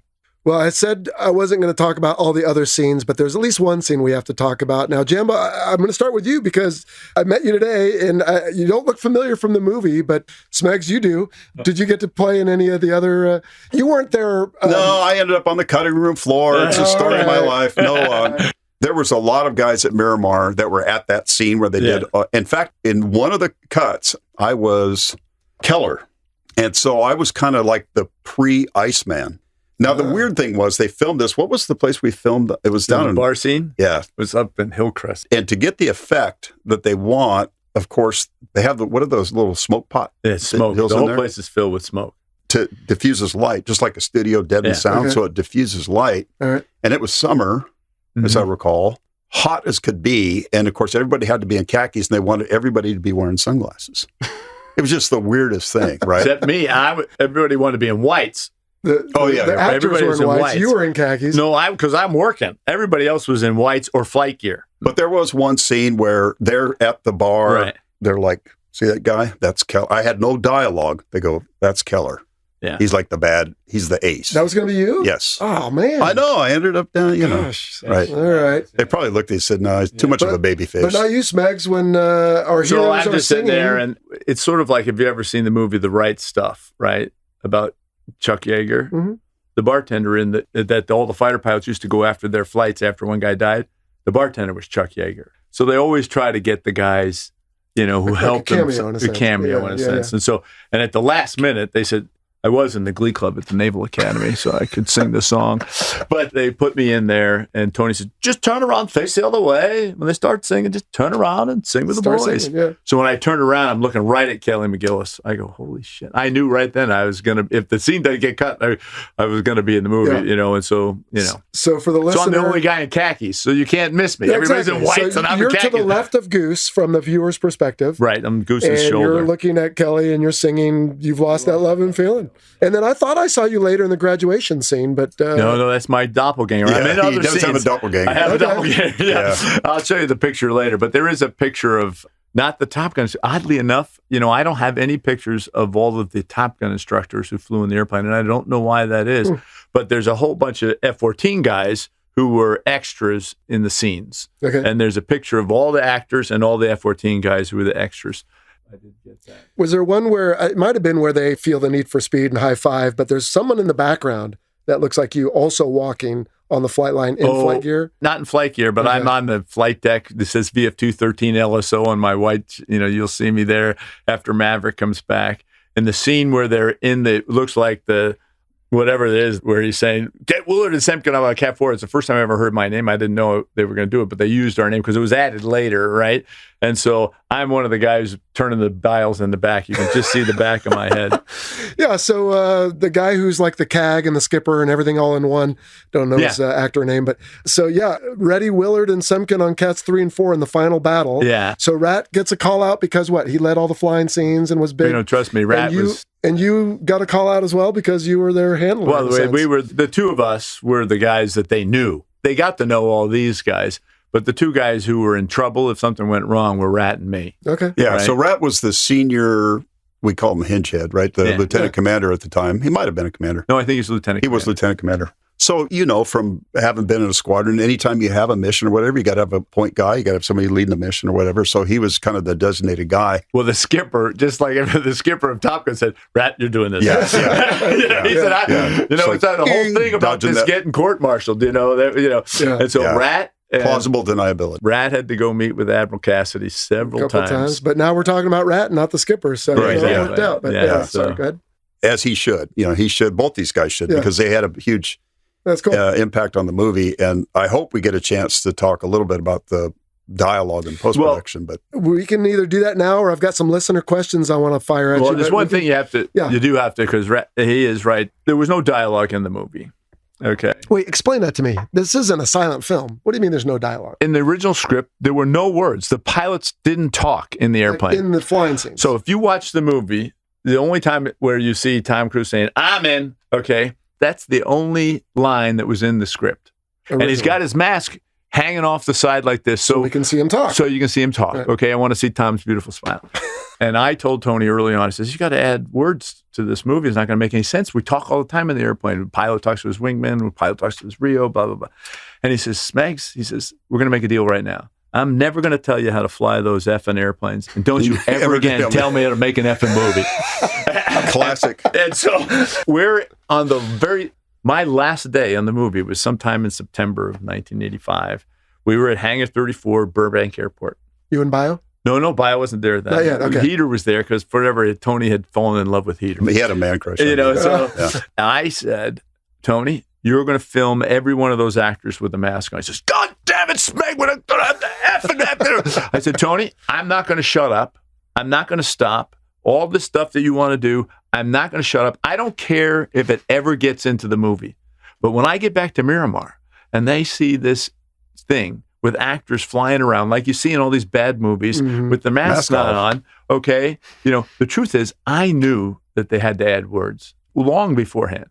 And if they had a mask on their face, you wouldn't know that their lips are moving. So he put the mask on their face. 2 months, maybe 3 months later, in the fall, maybe winter of 85, I get a call from Jerry Bruckheimer. And he says, John, I want you to come up and see the movie. We wanted to get your opinion. We don't know. I said, can I bring a Rio? And he goes, what's a Rio? And I said, Goose? The radar intercept officer, the guy in the back, Goose. And he goes, okay, yeah, would you do that for me? I said, sure. So I call over to Top Gun because I knew that Bio had flown in the backseat of Rat's airplane. And I said, Bio, why don't you come in with me? Mm-hmm. So we take the train up this Union Station, get a cab to 5555 Melrose. We pull in the Paramount Studios, and they put us in a Cecil B. DeMille screening room. I think that's what it was, but it was definitely a really cool screening room. It's like 8 seats, just Bio and me. Nice. And these 4 guys come in, Bruckheimer, Simpson, Bottolato, and Tony Scott, the 3 producers and the director. We just want you to watch the movie, and we're going to come back and ask you some questions. So I'm a lieutenant, Bio's a JG, and they leave the scene, and we're going, yeah, we're high five. So we watched the movie and the steam over the deck of the Enterprise. And the cinematography was stunning, unbelievable. Stunning. We're like, blah, blah. And we're thinking all this stuff, and then the first fight scenes, I go. Now I don't say anything to him because I knew it was going to be a problem, but I haven't seen anything. I've seen the dailies, which all look cool. Bio had seen some of the dailies. We all thought it looked cool, but the way they cut it together with, and so they come back in 2 hours later. We watched the whole movie, 2 hours and 5 minutes, actually. I think if I remember correctly, it was a little longer than the final movie was. And they said, John, what'd you think? I said, guys, why don't we ask Dave? Okay. This is his first day. right? He hasn't been in the production, everything. He was in the filming, but was in film, yeah, right, he right. doesn't know it. But this is, you never do all of this stuff. And so he's like watching this movie like somebody else watching a movie for the first time. I said, why don't you ask him? And then I'll tell you what I think. Dave says to him, I didn't like it. So, you think fighter pilots have egos. These guys are way above us, right? What they surprised me, they said, well, what didn't you like about it? Matter of factly. And Bio says, I didn't understand it. And then Tony starts to get a little heated because what we didn't know, they had already screened it to an audience and they hated it. Okay. But at the time, we didn't know that. Tony's got, what do you mean you don't understand? It's an effing love story. The boy meets the effing girl. The boy loses the effing girl. The boy gets the effing girl back. And so Bio goes, I understand the love story. Then what don't you effing understand? He goes, I don't understand the flying. Tony, at that point, he goes into orbit. He's spitting. He's screaming. Spit's coming out all over the place. And I finally said, stop, Tony. I said, I told you day one that you got to put words in their mouth because the two of us fly these airplanes and we don't understand what's going on. And then Jerry Bruckheimer, and he's screaming at me still. Jerry Bruckheimer walks over and goes, John, you can't just add words to a movie. If lips are moving and no words are coming out, it's really bad. And if lips are not moving and words are coming out, that's the same thing. And I said, I know that, Mr. Bruckheimer, but if you cut the scenes with the scripts, with the masks, back into the movie, you won't be able to tell their lips are moving because there's a mask on their face. And you can put whatever dialogue you want. And he looked at Tony and he said, what scenes with the mask? So he's looking at Tony, you're Tony, looking at me. He goes, so that day, Bio and I said, okay, Bio, we went up in the editing bays. And then also they came back and they asked a bunch of the other guys, later on, got some more things. I said, Bio, if you see Maverick or Iceman, I'm going to talk. If you see Goose or Slider, you talk. Okay? You also talk when you see the bogey, because I don't know if they're going to use words now. And so we just, brake right, brake left, check 6, 12, blah, blah, blah. And they came back to us, they said, oh, we don't understand a couple things. I said, like what? I said, check 6. I said, well, have you ever seen the movie 12 O'Clock High? Sure, John, it's a classic. I said, well, do you know what it means? It's a movie title, John. It's a movie title. No. It means something. 12 o'clock's in front of you. 12 o'clock high is high in front of you. Somebody's high in front of you. Shoot the guy high. Somebody high in front of you. Check 6. If 12's in front of you, 6 is behind you. It means watch the guy on your tail. They said, can we say that? We said, sure. It's not a documentary. And then they had a bunch of the other guys, gave them a bunch of words. So when the movie was done, in the can, wrapped, sound hadn't been put together and all that stuff yet, but the movie was complete with no words. All of that stuff was added months. It's hard to imagine. Now that we It know is. so that's well why I for thought the it's last important 36 to years, bring that story out. And then they were in somewhat of a panic coming back. But thanks that John, seriously, he's got to get the credit because he was adamant. Of course, if the Admiral saw these dailies and these guys are jacking around the sky with their mask off, I was like, what's that?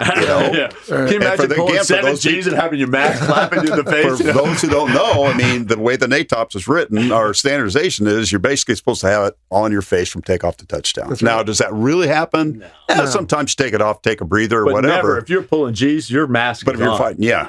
So as it turns out, him being adamant about having that really saved him because then they, not we, but to lay in dialogue that made sense. And these guys were basically riffing along with this. And then that's a picture. And they're like, wow, really? Tell us more. And then they came back and asked a bunch of us, same thing. What is stuff you would say? What are things you would do? That's how the dialogue got built for the movie. And so then all of that was added in. And it took a long time because we're not writers, and it's a union job. The writer's a union job, right? So they took what they said, they took what Bio and I said, they brought back in Maureen Scarron. He wrote it all up. Then they had to bring all the actors back to do their lines. Who are already on other things, probably. Tom Cruise is doing the movie The Color of Money. If you've ever watched that, the elevator scene, that was filmed. He has a ball cap. He's got a ball cap on because he's got long hair tied up behind him, okay? He's got an earring with a little hole. They had to put makeup over it. If you look closer, you can see it. And so he's in an elevator on a Navy base. Okay, how many elevators have you ever been on a Navy base? The tallest building is the tower, and there's no elevator. So there's a lot of fine tweaking until And so the only reason I was there there is Paramount called me up. I'm already now getting out of the Navy, and they called me up. This is in the spring of of 86 before the movie Came out in May. So, boy, Came out they in really May. did So, some but this is when 11th Tom hour. Cruise had to do he was making the movie Color Money, right? So they said, we'd like you to come to Chicago to help Tom with his lines. And I said, well, what do you mean? He goes, well, we've had some lines and everything, and he refuses to do it if you're not there. So I said, okay. So it's the first time I ever flew first class. They put me on an airplane to United, I'm flying to Chicago. Put me up in a nice hotel, all this. It was really fun. And so he's giving his lines, and he says, how do I look like when, I said, just, kind of put a little bit in it. You're pulling hard, G, and everything, just talk like that. And so he did great. And then guy who played Merlin, which was Tim Robbins. Yeah. Okay. Shawshank Redemption fan. Right. He's a total anti-war, anti-military guy. Nice. Total. I don't know if he was being difficult because he didn't want to do it. Because if you've ever seen him in the movies, he's in that FBI movie where he tricks the guy to blow up the FBI headquarters. He's always the guy who's against the government or something. The government. Yeah. And so whether that or he wanted more money, I don't know. They had to screen the movie to Gulf and Western. Cruise goes, hey, John could do it. So he's now becoming my voice coach. And I'm just giving my lines like, I'm a fighter pilot, and Cruise goes, no. You don't say, you're going to do what? Like that. You say, you're going to do what? Sounds just like it. And so I said, okay, so I did it, and for a second I thought it was me when the movie came out, but it wasn't. It was, but he did it exactly the way Cruise told me I had to do it. It was really kind of fun, So years later, 20 years later, he's in a Dodger game walking by. I say, hey, Tom. I'm outside on the phone. I'm working on the real estate deal, and he's walking by with the head of the guy who owns the Dodgers, but one of the former heads of Warner Brothers. Up on the club level or something at the stadium, yeah. And I go, hey, Tom. And he looks at me like I'm some schmuck. And then he stops. Figures it out. He turns around. Come here. This guy told me how to fly. It's like 20 years after the movie Top Gun. So I have to give the guy credit. Right. He remembered me, Yeah. So, of course, he didn't know my name, but he did know my call sign. Hey, that's important. All right. Is he still sending you Christmas cards? Oh, no. I haven't seen him since. All right, guys. Tell you what, in the interest of our bladders, we're all getting older, let's get through some listener questions. We'll call it a lightning round so we can make these quick. And then we'll wrap up with a few other things, and we'll opine about the coming movie. These listener questions are from folks that help support the show financially, which is great because it keeps it going and pays for things like this studio. And one of them, Joe Kunzler, says, why no guns kill for Maverick? Now, the bad guys all shot guns, but the good guys never did. They said they were too close switching to guns. Everybody loves that one, too. I've seen that on a bumper sticker. Why no guns? It would have been good. Nobody ever taught him how to shoot, I guess. I don't know. No, You guys should have been leveraging for that. There's no kill like a gun's kill. Yeah, exactly. Hey, I was the gun bro at Top In fact, Gun. that's the only thing that would have been realistic. We were so close. Yeah. Way, Except you would hit all the debris. Yeah. No, that's good. That's a good question. And They just I wanted could. it to be missiles. Fair enough. All right, Greg Lund says, this is a statement, not a question. He says, I recall an interview with a Navy pilot who was a POW during Vietnam, and he continued his Navy career after release. He was involved in the filming the Buzz the Tower scene. You said that was Bozo. Was he a... No, Bozo wasn't. It wasn't. No. Bozo was not a Vietnam guy. Who's the guy who was a congressman and got indicted? Cunningham? Yeah. Duke Cunningham. Yeah. He used to talk about that he had done that before in one of his That he deals. wasn't a POW. I don't know who that would be. I don't know, but he It's was possible never. he's- Yeah. There was nobody, no Vietnam guys. Bozo was the pilot and the flyby. All right, moving on. Jim Gundog says, from watching behind the scenes of the final countdown and Pete Pettigrew as the Top Gun advisor, what challenges did you have filming air-to-air sequences? I know in the final countdown they used a helicopter, which failed, eventually B-25. Didn't they use a Learjet for Top Gun? So we've already talked about the Learjet. Right. Talked about a big challenge, of course, losing Art Scholl and trying to get him closer and closer. Was there anything else we didn't cover? I think that pretty much No, covers you got it. the Air Force cameras that we had and the cameras in the back seat of the F-14s that actually pilots and Rios actually carried. So I will say that those, and John touched on that briefly, but I remember one day we were at Fallon, and I think it was Bill Bottolato said, hey, Jambo, what are you doing? I said, well, I'm standing by to stand by. And he says, well, come with me. So we get in a helicopter. you were out there to the top of the mountain. Yeah. Right. And were you with us on that? I was, yeah. And he says, this is a loop. And I go, okay, whatever that is, and he's kind of looking, because this is what it's going to look like with this camera and this. And he said, I need to find a place to put these space trackers. And I go, space tracker? What? And he goes, yeah, we rented these space trackers. These things are impressive. I can't remember. He told me what they were paying for those things a day. It was a lot. Yeah. So it was just fun. They could track, they were used to track the space shuttle when it was launching, but, Every time an airplane was airborne in that area, there were something like 12 to 14 cameras rolling. Every time. Well, we didn't really talk about it. I think in the new film, and again, we'll touch on that in a second, Paramount is paying for the gas, but the Navy's like donating the airplanes or whatever. No, is that not the case? No. The A4 was $4,600 an hour. Really? The F5 was $6,400 an hour, and the F-14 was $7,600 an hour. Billed to Paramount. Billed to Paramount. Before my ex-wife threw all my stuff away, I had all of this stuff written down. I had the original script that I read, that I wrote in purple, a felt tip pen, and the chief of staff wrote in red felt tip pen, and chief of staff in green, and the admiral in red. Had our 3 copies of the original script changes gone into the ether. Sorry about that. Well, let's move on before we start disparaging former spouses. All right, Jevin says, in Bio's book, Top Gun Days, many scenes in the movie showed maneuvers that were prohibited during normal flying. For example, the low flyby of the tower. We talked about that. Mm-hmm. Could you talk about some of the other prohibited maneuvers used in filming? I mean, we already talked about if it was BFM, there was passes closer than 500 feet. I mean, in the end, right? You said it, Smegs. You were told, don't break any rules, don't break anything. Well, Jambo's roll at 200 feet, that's not... So there were things that were, the risk was managed. Yeah, right? yeah. We wanted the thing to be freaking cool, period. We briefed everything to make sure, and like the F-14, when the F-5s kept getting closer, have you seen the dailies? They were getting closer and closer and closer and closer. But unlike, guys turning against each other, right.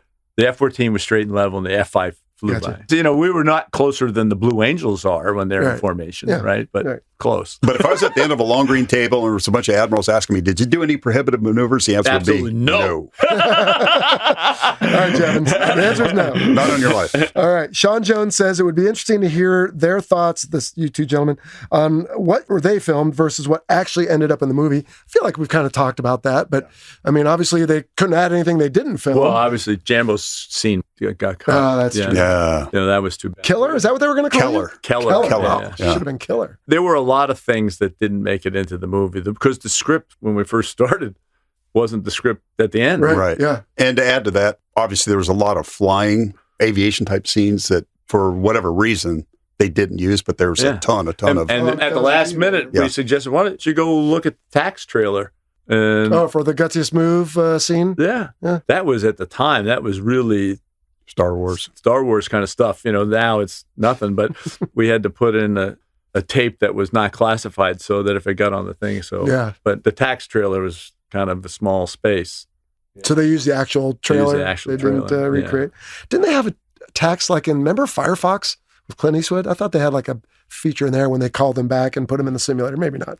Because I just remember the little coffin symbol showing up over maybe it was Top Gun. All right. Michael asks, how many hours did they fly altogether and how many aircraft were used for filming? So Smegs, you were the bookkeeper, sounds like. The whole aviation budget was $1.3 million. So take 7,600 or take an average of 5,000 of the 3 airplanes. And that's what the whole aviation budget was. I think the amazing thing is that... and that included the helicopters on the ship. I was referencing my logbook. It's not important, but the number of sorties that we flew during that period of time to make that movie seemed like it would be pretty incredible. But if I recall, we did all that flying in about 8 days. Mm-hmm. And that's San Diego and Fallon. And Fallon. All of that. To your previous point, you were a busy dude as a Top Gun instructor, we all know. Correct.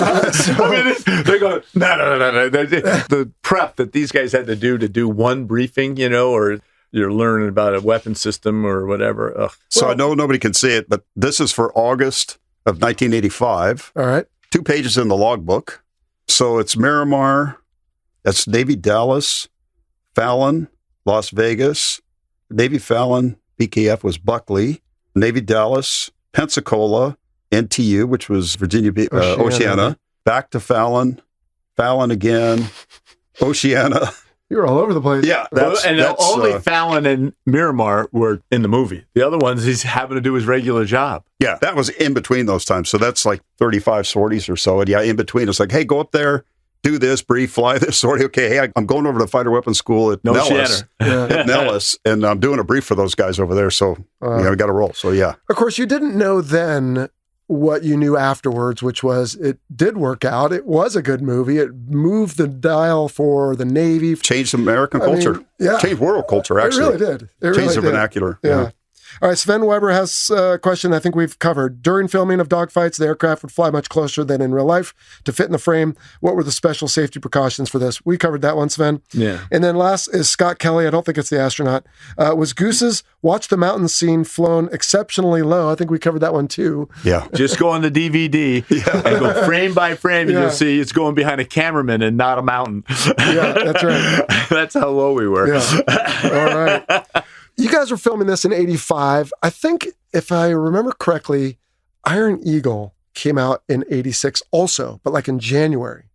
Do you remember watching that? And do you remember like being worried, or do you remember at all? Because again, I was a young man in high school and I wanted to do this already. Yeah. So all of a sudden now there's these movies about aviation and I used to love it. And now I watch it and I cringe. But I got called to be the advisor for Flight of the Intruder, and I said no. Oh, really? And Red Storm Rising. I didn't do either one, but I wasn't a submariner. I think Smegs is the same way, but most of the guys that I still stay in contact with a lot of guys. Oh, sure.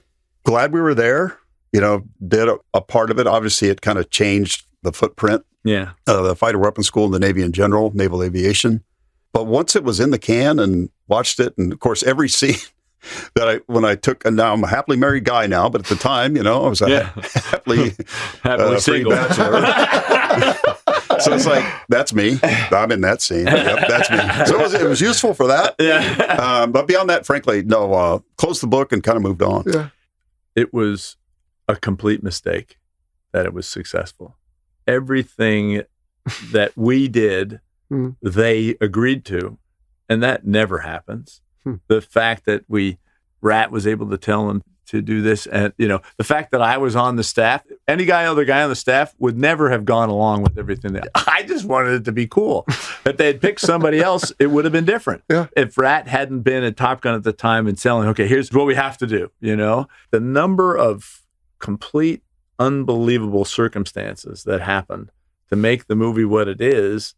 It wasn't an accident. To your point about these other aviation-related movies, I think the difference can be seen in a movie like you're talking about, Iron Eagle. They didn't have a fighter weapons school type staff or John Semcken in the background saying, yeah, no, this is going to work, this isn't. I mean, yeah, they had some airplanes. They took pictures of airplanes, but when you see it as an aviator, you're like, nah, that's not. When you see the Top Gun movie, the cinematography in general is amazing, and the music was amazing too. And I'll say it again, in my opinion, that's the two qualities that made that an outstanding movie. Nobody really talks that much about what a great story it was. Mm-hmm. It changed so many times. But wow. So now here we are 36 years later, revisiting Top Gun, and Tom Cruise calls it a love letter to naval aviation. I assume you two gentlemen haven't seen anything more than the rest of us as far as the trailers go. Right. Any inside thought or... No, I was waiting for my engraved invitation to the world premiere, which is going to be tomorrow. I had on been the asked Midway, to go, and they didn't send me which, one. I probably shouldn't tell you then that I'm going. Yeah, there you go. You're good. Somebody from the Navy PR office called me years ago and said, we'd like you to meet with the technical advisor of the new movie. And I said, I'd be happy to meet him. Why don't you come out? I'll buy him dinner at my favorite little Italian place in Westwood. So he comes walking in, he's a Navy captain. I go, oh, so this movie's really going to suck, huh? That's kind of an inside. Well, why would you say that? I said, you're a captain. You have a career ahead of you. Yeah, you need a nutty lieutenant with nothing to lose. Well, what were you? I said, I was a lieutenant. He goes, well, who did you report to? I said, nobody. Right. I said, who I think you're talking about, he's basically a lieutenant trapped in a captain's body. Anyway. He goes, I reported to two admirals, and he's a good guy. He's a captain in the reserves, but he's just a really good guy. So, but he told me a little bit about, and all he really wanted to do is, how do you handle crews? Yeah. How do you do crews? And I said, well, a different animal now. He's totally a different human today. He was nobody then, right? He was the big guy in this movie. He'd had a couple of movies behind him, but when we said, go over there, take your hat off, he went over there and took his hat off, And so, but he was very intense and everything. Right. Apparently today he's a little more difficult. It was really fun, but he showed me some of the footage. The key is that you've seen in all of the previews is we had one camera in the back of the F-14 that faced the Rio. Right. and we had one camera on the wing that we could face between the tails or face forward. That's it. Okay. Now they have 8 cameras on the inside of the back seat. But the most important thing is what people wouldn't realize is, I can tell you this because Jambo and I were LSOs at 213. If we go out to Catalina, San Clemente, I mean, and we do FCLPs, right? Uh-huh. On the way out, he would fly, I'd sit in the back. On the way back, I'd fly, and he'd sit in the back. And so it's the first time I'd ever sat in the back, and Jam was out there effing with me, and I'm almost going to barf. I'm sitting in the back seat of an F-14, and there's no stick. You know, you're sitting there, it's a little, you know, there's no. So if you're driving the car, the driver never gets car sick. It's the backseater. Well, the F-18, stick in the back. Well, the ones they use in the movie. That you see the actors all had a stick in the back. All those actors, when they started getting queasy, the pilots would say, just fly the airplane. Oh, I can't fly it. It's a fighter. You can't break it, you know? And so they grab the stick, and all of a sudden, air sickness goes away. There's a name for that sensation, but like when your fingers, right, or your hands touch something. I always tell people, I don't know what it is. And I said, when your eyes and your ears and your butt all see the same thing, that's right, you're fine. Yeah. Okay, it's when your eyes and your ears don't understand what your butt's seeing, that's when your stomach lets you know. Okay, those actors, so I think the scenes with the I don't know, I haven't seen it. Cruise actually takes off the deck of an aircraft carrier. You can't do that in F-14. You need the guy in the back in the event something goes wrong. We took them off out of Miramar. We flew them out of Miramar, but we never flew them off the ship, ever. Yeah. Right. Yeah. Okay? So, but in the backseat of an F-18, you know, you don't need the back seat to fly the airplane. That's right. In the F-14, you need the back seat to fly the F-14. So I think that's going to be the biggest thing because those actors, you're going to really see them. Yeah. So I'm guessing you'll see Tom Cruise with his visor up or clear. Lot. Yeah. It's not clear. There was zero in the real movie visors of him in the airplane. Yeah. He flew in the airplane several times, but there's no footage in the movie of him in the real airplane. None. Interesting. Yeah, I get that question on the show once in a while. Wouldn't he be wearing the new joint helmet mounted queuing system or flying the F-35? Well, there's no backseat in the F-35. And no, the joint helmet mounted queuing system is tinted. We want to see Tom and all the other actors. Right. Yeah. You know, it's always clear. See, I don't even understand what he just said. Yeah, it's the new, if I look at you over there, I can shoot you over there kind of thing. Anyway. But see, Jello, now you have a new line when you get those questions. Hey, it's not a documentary. Exactly. There you go. I love that. That is the takeaway from today. Yeah. Awesome. All right, you guys. Well, this has been a lot of fun. Yeah, I think we've covered pretty much everything. All I've got left is what does the future hold for you? And Jambo, we'll start with you. Are you retired now? Yeah, so I retired, and this is a great opportunity because John does a similar thing. That it's amazing how we ended up in similar paths. But I thrashed around the airline business for a while. I was out of the cockpit for a while for some medical reasons, not life-threatening, but I got really a chance to kind of change my view of the world and what was important to me. I started with another guy, basically a nonprofit, right? And we, in the beginning, supported what then was the Livestrong Foundation.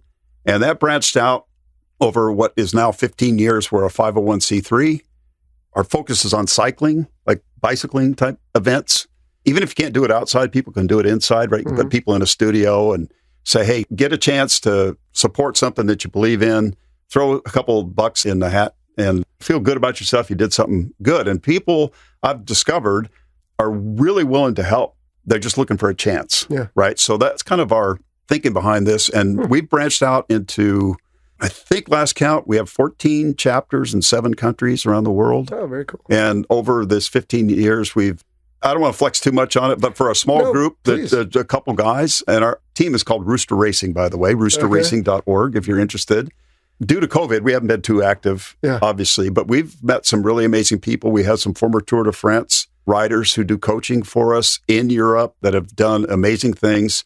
But we've had contributions totaling somewhere around $2 million in 15 years, and all sorts of different charities, anything from Special Operations Command to cancer to small kind of boutique charities that are really affecting, a community.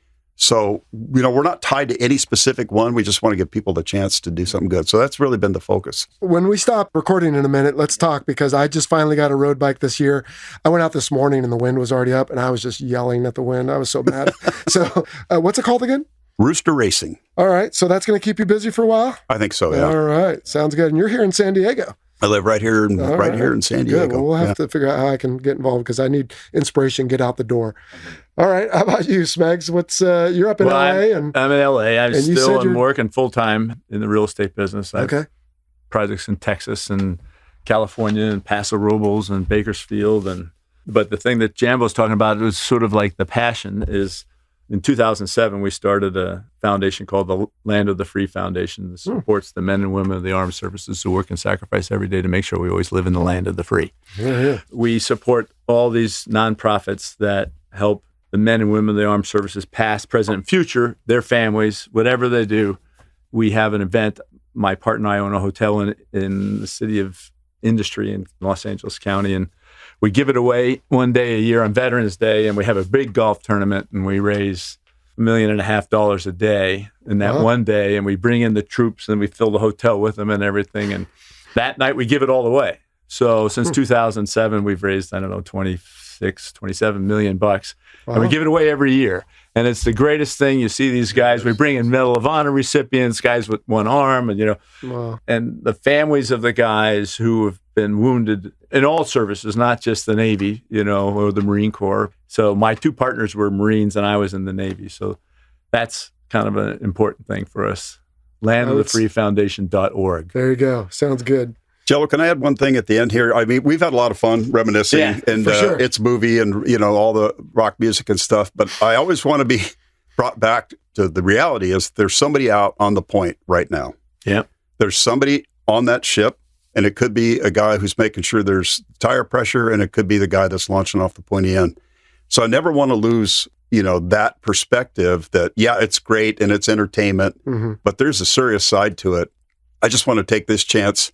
I think John would agree, and you as a naval aviator the same, that it sounds a little trite maybe, but we stand on the shoulders of giants. Mm-hmm. It's a tremendous legacy that we've been gifted but burdened with as well. Yeah. And I think part of that legacy, making this movie and stuff, but I just want to make sure that I communicate that. I think you guys agree with me to support and remember, and John does that through his organization as well, but the great legacy of naval aviation, that there are people out there right now, and it's not just pilots, it's special forces guys. It's everybody. Right. It takes the whole team.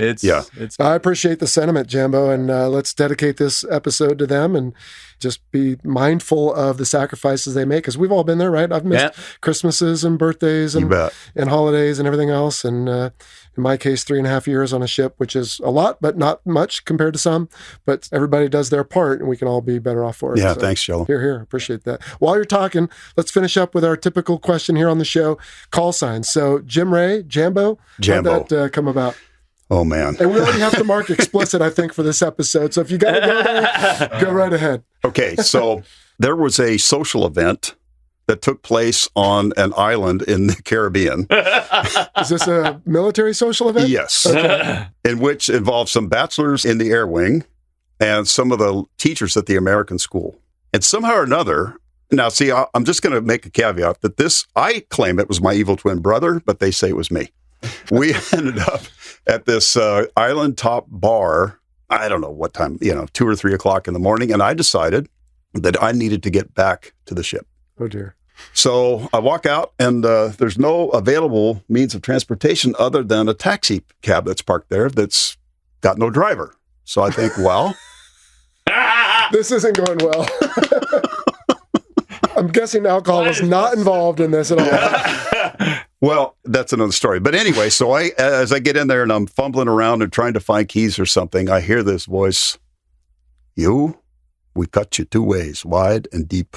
And I'm thinking, oh, man. But I had to have been the world's happiest and funniest drunk at the time, because for whatever reason, the guys ended up saying, we don't cut you wide and deep because you got good Jambo.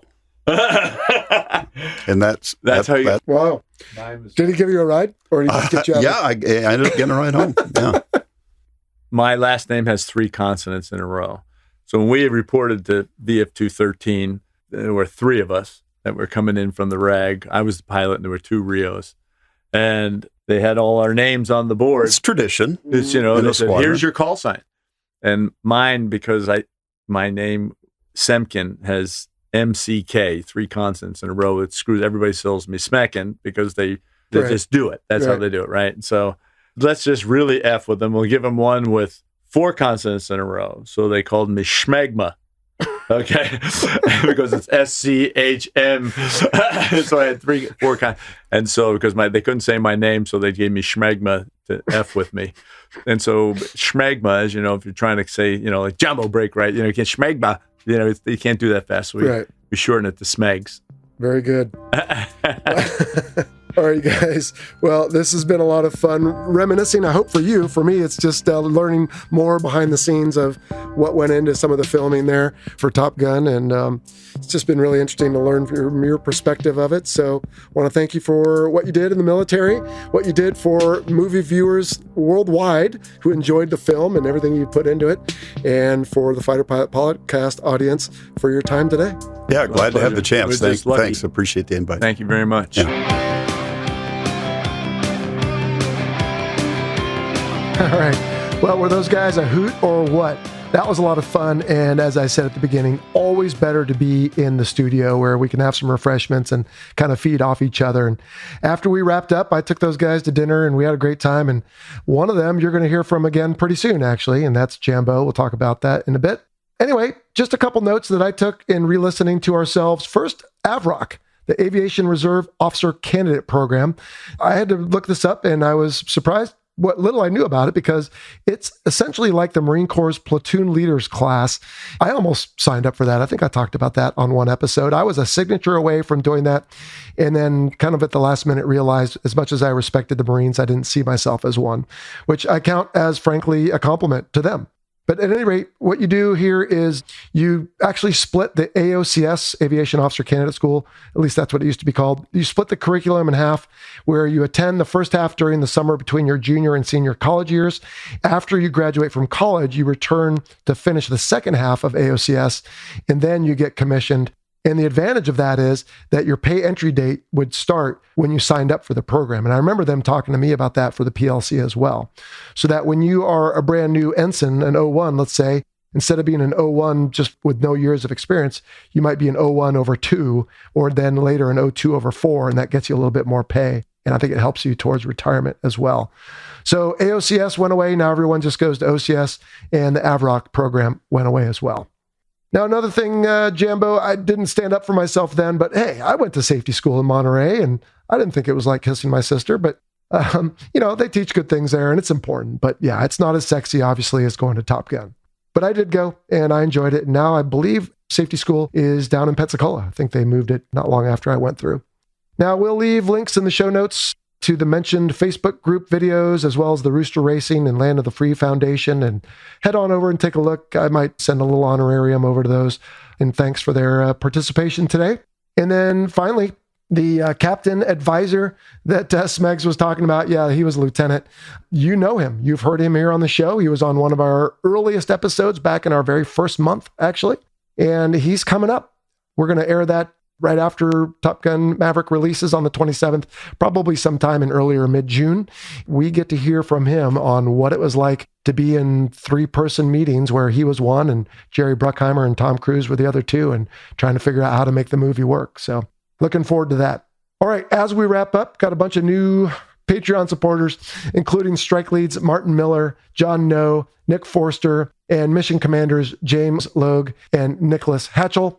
And as always, I like to remind you the views expressed in this presentation are the personal views of myself and my guests, and do not necessarily represent the position of the Department of Defense or its components, or Paramount Pictures, of course.